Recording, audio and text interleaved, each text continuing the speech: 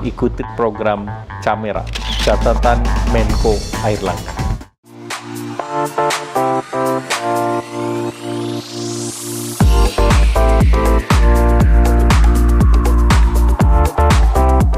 Baik Prof, kita ngomongin lagi untuk pandemi dan juga endemi yang tadi sudah Prof sampaikan gitu ya Prof ya. Dan seperti yang kita tahu based on data, ini kan untuk bulan-bulan terakhir ini ternyata meningkat lagi seperti itu ya Prof ya. Untuk COVID-nya kayak gitu. Nah, kalau kita flashback sedikit, itu kan udah ada beberapa sektor yang memang sudah dibuka untuk umum gitu Prof. Oke. Tapi menerapkan protokol COVID-19 seperti ya jaga jarak juga, terus tetap memakai masker juga dan sebagainya. Tapi Dok, di sini juga saya melihat bahwa antusias masyarakat Indonesia terutama ya karena kita ada di Indonesia itu tuh sangat amat tinggi. Jadi kayak misalnya satu tempat wisata di A sudah dibuka, wah mereka langsung berbondong-bondong ke sana. Jadi mereka semua berkumpul dalam satu lokasi dan itu banyak gitu pengunjungnya seperti itu. Nah, apakah itu menjadi salah satu faktor juga yang bisa kita katakan berdampak untuk peningkatan COVID yang saat ini terjadi? Nomor satu, dari pengalaman kita di dunia ya, nggak fair juga kalau kita mengatakan orang Indonesia, orang plus 62 ini nggak bisa diatur, bandel, nggak fair juga. Betul. Karena dunia ini sudah 2 tahun lebih mengalami seperti ini. Jadi di negara manapun orang tentu saja terpengaruh ya, sudah 2 tahun nggak boleh ngapa-ngapain, Itu sekarang dia. boleh gitu. Jadi nggak fair juga kalau kita mengatakan itu Indonesia saja. Di mana-mana pengalaman seperti itu, kejadian seperti itu terjadi. Itu poin pertama. Itu adalah fenomena katakanlah global, katakanlah begitu. Iya. Yang kedua, kalau ada kenaikan kasus seperti beberapa hari terakhir ini, sebabnya memang bisa macam-macam. Iya. Bisa varian baru karena sekarang itu yang banyak dibicarakan, Iya. tapi bisa juga karena pelonggaran menggunakan protokol kesehatan, bisa juga karena daya tahan tubuh, jadi faktornya macam-macam. Jadi memang yang sekarang mesti dicari adalah sebab utamanya ini apa nih sebenarnya kenaikan. Itu yang kedua. Cuman yang ketiga, balik lagi, nggak tahu saya nanti mungkin juga akan ditanyakan, kan sekarang kan anjurannya jelas bahwa kalau di dalam ruangan kita pakai masker. Betul. Ya, kalau di luar ruangan silakan nggak pakai masker, tapi mereka yang makanya kita pakai masker nih Mbak Betul, Ibu ya, sekarang iya gitu ya. ini. Tapi kalau di luar ruangan boleh nggak pakai masker, tetapi kalau ada kecurigaan atau ada hal-hal tertentu pakailah masker tetap di luar ruangan. Misalnya saja, saya kan 67 nih, saya memang pada dasarnya memakai masker walaupun di luar ruangan. Kalau dalam ruangan sih oke lah, di luar ruangan juga. Jadi kita yang harus mengikuti, kita harus aware gitu harus ya. aware dan harus menyadari apa yang perlu kita lakukan sendiri. Dan kalau kita memakai masker, mencuci tangan, menjaga jarak, itu bukan karena instruksi presiden, bukan karena disuruh Menteri Kesehatan, bukan karena disuruh gubernur, bupati, kepala daerah, tapi untuk melindungi kita sendiri, melindungi kita, melindungi keluarga, melindungi orang yang kita cintai.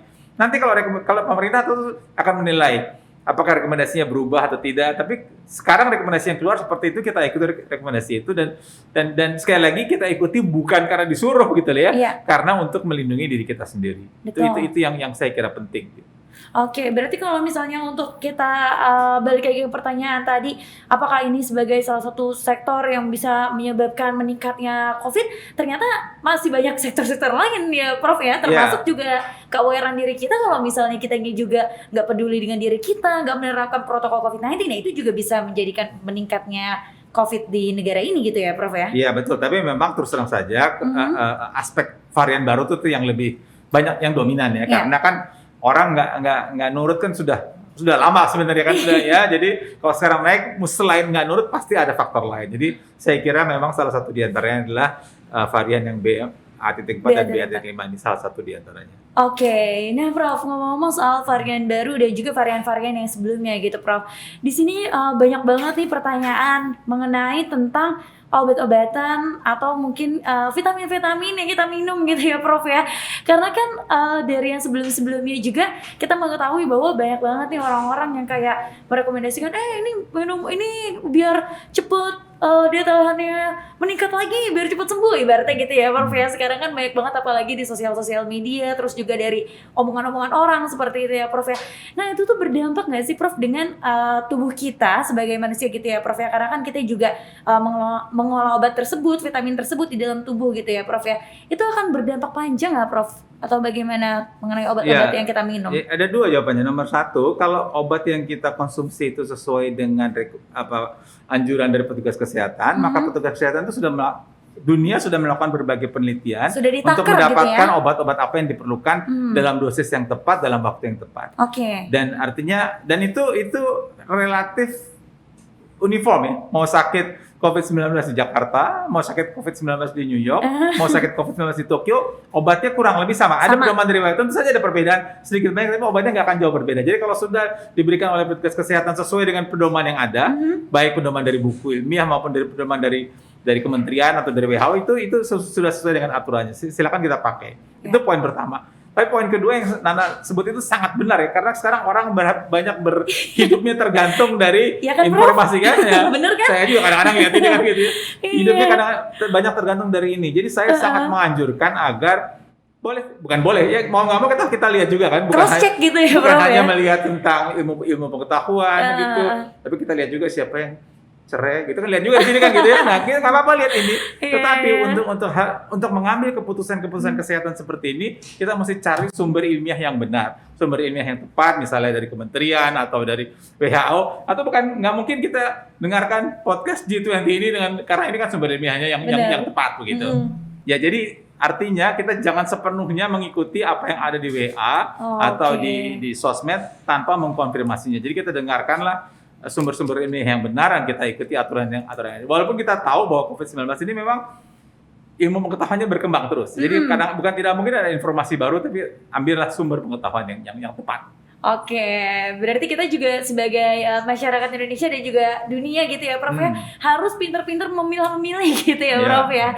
Jadi jangan sampai kita ngikutin aja apa gitu ya, karena itu bakalan berdampak bagi tubuh kita sendiri seperti itu ya, Prof ya.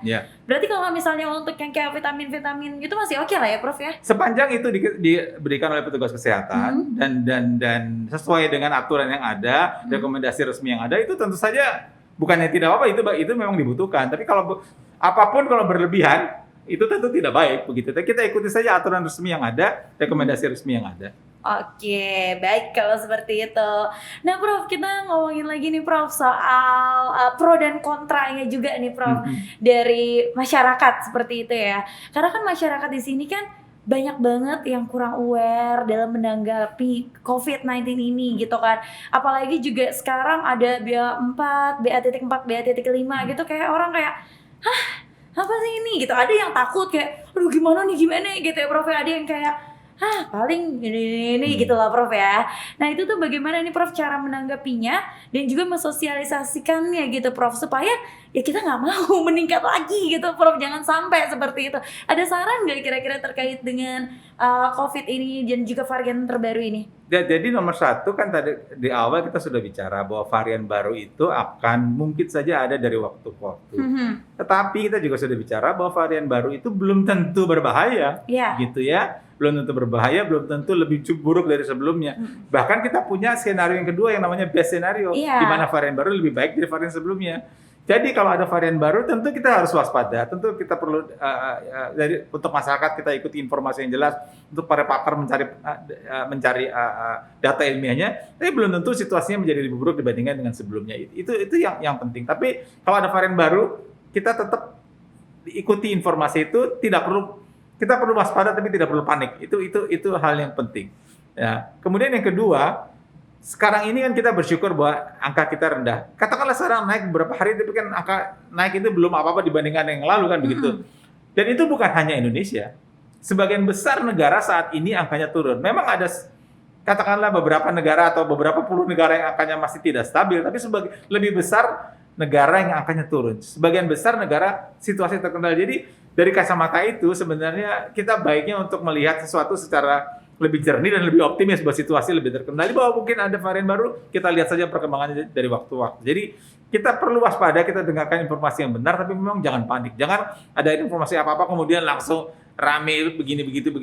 Tidak perlu hal seperti itu. Baik, Prof, kalau seperti itu. Nah, ini Prof, pertanyaan terakhir ya sebelum kita tutup.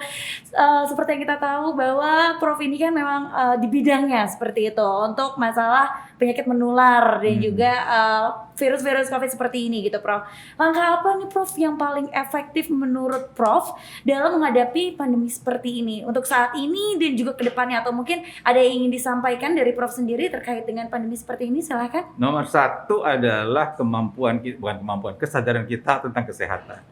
Sebelum pandemi ini, orang terus terang saja tidak begitu dibandingkan dengan hal yang lain, kesehatan tidak terlalu jadi hal yang utama. Iya. Kalau saya selalu ambil contoh koran. Zaman dulu sebelum pandemi, waktu saya masih kerja di kementerian, misalnya susah sekali memasukkan berita kesehatan di koran halaman 1. Halaman 1 isinya politik, atau hukum, atau ekonomi. Kalau koran gosip isinya gosip. Gitu ya. Berita kesehatan ada di halaman sekian belas. Nah, sekarang kan memang berita kesehatan ada di depan. Paling utama. Kesadaran masyarakat juga makin lama makin besar. Tentu kita berharap bahwa pandemi COVID ini akan berhenti, tetapi kalau sudah pandemi COVID berhenti, saya berharap agar kesadaran kesehatan ini tetap jadi perhatian masyarakat. Itu yang penting, yang utama. Kebetulan mobil saya itu roda belakang itu bunyi gitu ya. Karena bunyi, saya suruh supir saya bawa mobil itu ke bengkel. Begitu juga orang. Kalau motornya atau mobilnya bunyi, dia akan risau. Tapi kalau tangannya ketek-ketek atau lehernya ketek-ketek, mungkin dia biarin aja deh, ntar juga sembuh sendiri. Gua ke dokter takut, periksa laboratorium takut. Itu nggak boleh. Kenapa? Untuk mobil sama motor kita pelihara, tubuh sendiri enggak. Mobil sama motor sekian ribu kilometer harus ganti oli. Itu orang akan patuh terhadap hal itu. Tapi kalau dokter mengatakan, Bapak, Ibu, karena ada gula darah, periksa gula darahnya setiap sekian waktu ya. Atau Bapak, Ibu, tekanan darah diperiksa ya. Atau general check up sekian, itu orang nggak kerjakan itu. Iya, karena nggak mau, takut. Iya, karena takut ketahuan sebelumnya. Padahal untuk mobil motornya itu dia jaga. Nah itu sekarang agak kurangan karena orang takut gara-gara COVID. Itu harus terus dijaga. Kesadaran kita akan kesehatan itu perlu terus dijaga tinggi, karena kita tahu kalau mau pakai bahasa Inggris nih, sorry ya, health is not everything, but without health everything is nothing. Walaupun orang kayak apapun, kalau sudah kena COVID udah nggak ada ceritanya begitu. Jadi kesadaran terhadap kesehatan itu tolong terus dijaga walaupun nanti COVID sudah melambai. Itu dari kacamata orang per orang. Dari kacamata, karena pertanyaan pandemi, maka dari kacamata pandemi itu kan sudah kita sebutkan global.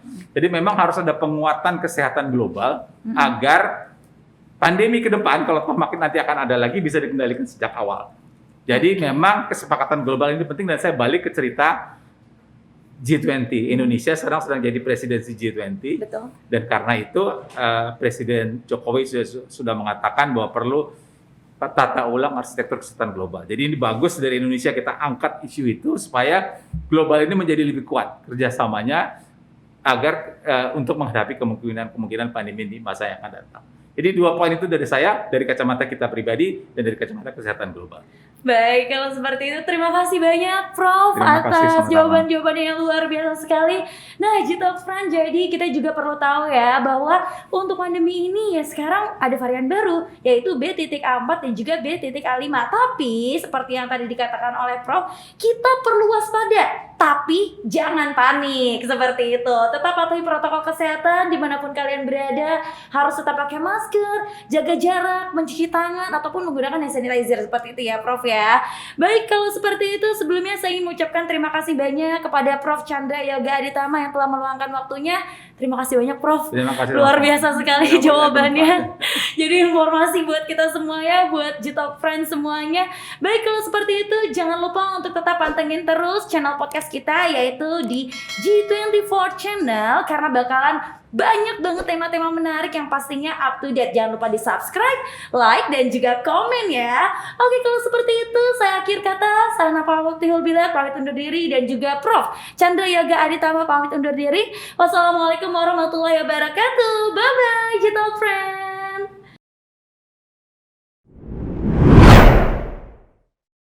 Ikuti program Camera, catatan Menko Airlangga.